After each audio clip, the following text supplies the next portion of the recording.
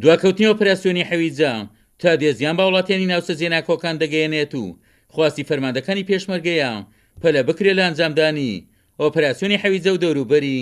ناوچەکە ناوچەشی فراوانە، ناوچەشی شاخاویە، شی و دۆر یەکجار زۆری تایە، خامیشەڵان و زەلێکی زۆری تایە، ئالیات بە تەواوەتی ناتوانێت خەڵکی ئەو شوێنانم بکات و کۆنتڕۆلی ئەوانە بکەین. ناوچەکە ناوچەشی فراوانە بۆ خەڵکی پارتیزان و مەفارزی بچووک بچووک جێگای حەوانەوەی بە سەدان کەسی تایمێنەوە. داعش ئەوەن مەفارزانی کە لە مووسڵەوە تێک شکاون و لە حەویجە و هەندێکیان هاتونتە و ناچانە بۆ خۆپاراستن و لێرانەوە داوا حکوومەتی عێراقی ئەکەین بۆ ئەوەی پەلەکە لە پرۆسەی ئازادکردنی حەویجە بۆ ئەوی ناوچەی حەمرین و ئەو منطقەی نەبێ بە پەناگە و مەلجەشی ئامین بۆ داعش بۆ بتوانین کۆنتڕۆلی ئەو ناوچانە بکەینەوە.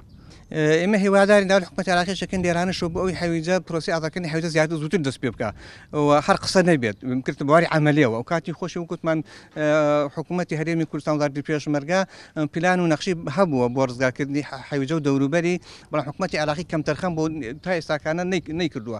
یعنی ئێستاکانە و مەفارەزانە کامیان دێنە ئێوان ئەمێنە و ناوبەناو خەتەریا دروست دەکەن لە ناوچە لەسەر کەرکووک و لەسەر دووسخۆرمات و لەسەر داقوق لەسەر ئەو ناوچانە ئەمەش خەتەراتێک دروست دەکەن و هیوادارین پرۆسەکە زوو دەست پێ بکەوە بۆ ئەو خەتەراتانە نامێنێت.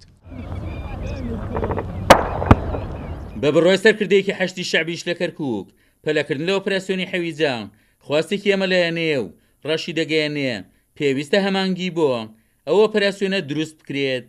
أي بؤرة أي خاصرة موجودة هەر مڵگە و حەشارگەیەکی تیرۆریستا مابێتەوە مەترسیە. مانەوەی حەویجە و دەوروبەری بەدەست داعشەوە بەتەنها مەترسیەکەی بۆ سەر کەرکووک نابێت، بەڵکو مەترسیشی بۆ چەندین پارێزگای دیکەش دەبێت. مەترسیەکان لەوەدا دەبینینەوە کە تیرۆریستانی داعش هەوڵ دەدەن پەلاماری لێرە و لەوێ بەرامبەر بە هێزە ئەمنیەکان و هاوڵاتیان ئەنجام بدەن. گەرچی دڵنیایی دەدەینە خەڵکی کەرکووک هەتا پێشمەرگە و هێزەکانی تر لەم سنوورە بن هیچ مەترسیەکی ئەوتۆ دروست نابێت. بۆیە خوازیارین کە بە هەماهەنگی یەکتر بتوانین حەویجە و دەوروبەری لە داعش پاک بکەینەوە. حەویجە دەکەوێتە باشووری کەرکووک بە دووری 55 کیلۆمەتر و مانەوەی و قەزای لە ژێردەستی داعش مەسەلەیەکی نەرێنیە و هاوکاتیش داعشە و ناوچەیە وەک ژێرخانێکی یابووری بەهێز بۆ مانەوەی لە عێراق و سووریا بەکاردێنێت.